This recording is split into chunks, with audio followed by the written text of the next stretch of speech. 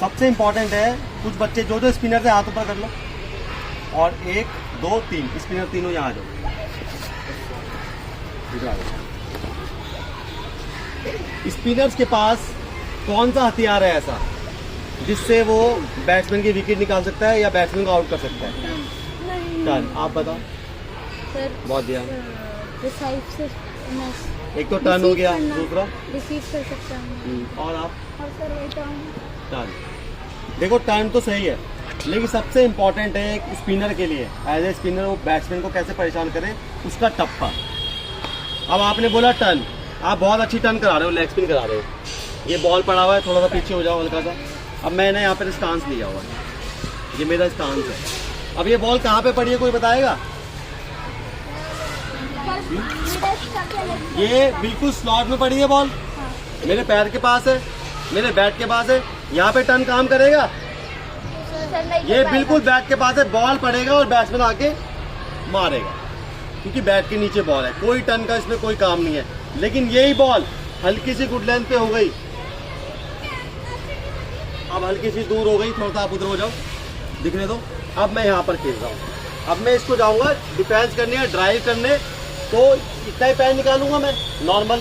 अब मेरा और बॉल के बीच में 1-2 हाथ का गैप हो गया, अब यहाँ पर बॉल को जगह मिल गई टर्न की, यहाँ से बॉल घूम सकता है, गुगली होकर के मेरे पैड पे भी लग सकता है, लेग स्पिन होकर के बाहर यहाँ से एज रख के कीपर भी पकड़ सकता है, और स्लिप पे जो खड़ा है वो भी पकड़ सकता है।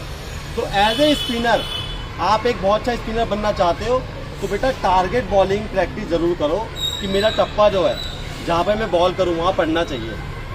अगर आप बॉल कर रहे हो, टारगेट सेट कर रहे हो, टारगेट पे बॉल नहीं जा रही है और आपकी अगर विकेट निकल रही है मैच में, तो वो लगा लो कि भगवान भरोसे चल रहा है काम, आप कुछ नहीं कर रहे हो उसमें। बैट्समैन ने अपने आप कोई गलती कर दी होगी, क्योंकि आपको आपकी बॉल पे कंट्रोल नहीं आया। लेकिन जब आपने टप्पा लगा दिया, वहाँ पर आपने कोई मार्कर लगा दिया, आपने कोई चीज़ रख दी और आप बॉल आके कर रहे हो और बॉल वहाँ पे पड़ रहा है, तो लगा लो कि आपकी बॉलिंग बहुत अच्छी हो रही है, आप इम्प्रूव कर रहे हो। तो एज ए स्पिनर इस चीज़ों का ध्यान रखो कि मेरा टप्पा सटीक होना चाहिए, तब आप परेशान कर सकते हो बैट्समैन को। टप्पा सटीक नहीं हुआ, कितनी भी घुमा लो बॉल, छोटी पड़ गई पीछे आके घूम के मारेगा, ऊपर पड़ गई ड्राइव मारेगा। टाइम कितना है उसके पास? बहुत टाइम है ना। पेसर तो चलो यॉर्कर करके बाउंसर करके अपनी पेस से बीट कर सकता है, स्पिनर के पास क्या है? टप्पा और स्पिन और वेरिएशन। अब ये टप्पा पड़ गया, अब इस टप्पे पे आपने बैट्समैन को, एक तो आपने लेग स्पिन कर दी, बाहर निकल गया, दूसरा खेलने आया लेग स्पिन कर दी, बाहर निकल गया बाहर। अब अगर तीसरा बॉल आकर के आप गुगली कर दोगे तो परेशान होगा कि नहीं? होगा। तीसरा बॉल आपने आकर के स्लीपर कर दी, परेशान होगा कि नहीं?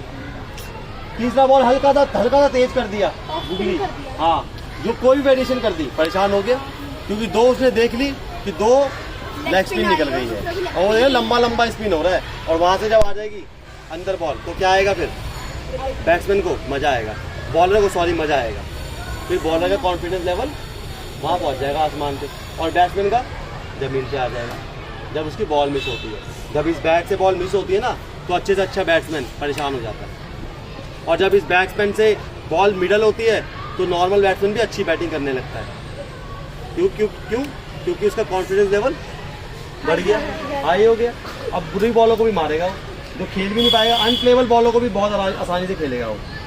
तो ये बहुत इंपॉर्टेंट बात थी, एज ए बॉलर आपको ये रखना है ध्यान में। Is that clear? चलो लाओ दे दो।